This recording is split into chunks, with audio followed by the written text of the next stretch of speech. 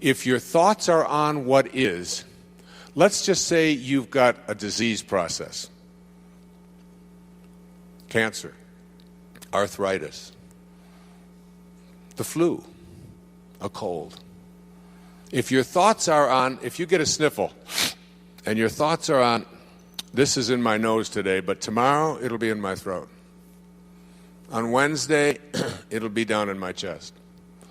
On Thursday, I'll probably have a fever. I'm going to have to take Friday off. Now, it's Monday morning, and you've got a sniffle, and in your mind, you're taking Friday off with a fever. If this is how you have trained your mind to work, to put your attention on the circumstances of your life, self-actualizing people, Abraham Maslow was a great teacher of mine. I was blessed to know him. I was blessed to be one of his devotees.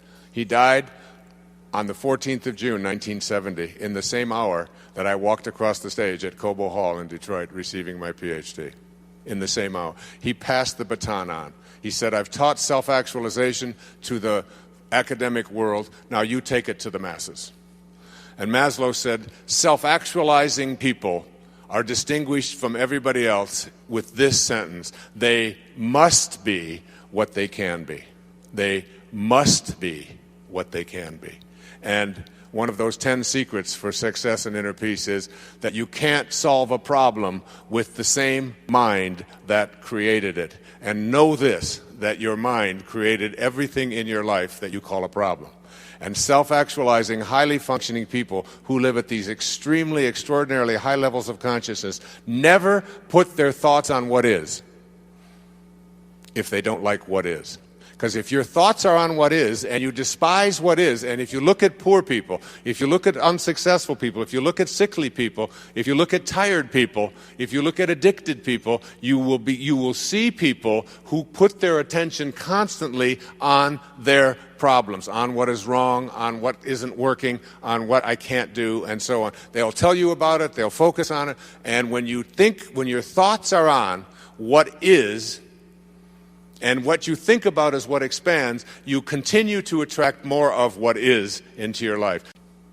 I'm going to suggest something very strange up here right now. I told you when it gets weird, that you have the ability to put your attention on an inner mantra that I have recorded in a CD called Meditations for Manifesting, that came to me from a teacher 2,300 years ago, named Patanjali in India, who taught people at that time, when this is before the Middle Ages, this was like when people hadn't been out of caves too long, was teaching people how to levitate, and was teaching people how to bilocate, and was teaching people how to have the gift of fish and loaves 300 years before Jesus showed up on this planet. And his aphorisms of Patanjali are a big part of the spiritual solution to every problem. And what he suggested at that time is a meditation called Japa.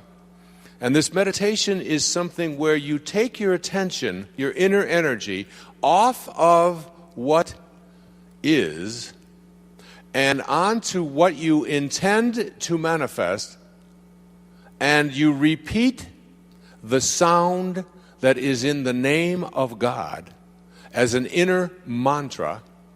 And by repeating this sound, you attract the energy from outside of yourself that is the source from which you emanated to cooperate with you and literally collaborate with you to shift it into whatever it is that you intend to manifest. And you can do this with money. You can do this with getting pregnant if you haven't been able to do that. You can get it with selling your home. You can get it, and if you take a look at 300 years later, 400 years later, John the Baptist writes in the New Testament the opening line of the New of the book of John in the New Testament. In the beginning was the Word, and the Word was with God, and the Word was God. As strange as it may sound to you, based upon the conditioning that you have had, just like Ivan Illich, The repetition of the sound as an inner mantra is a way of getting in the gap.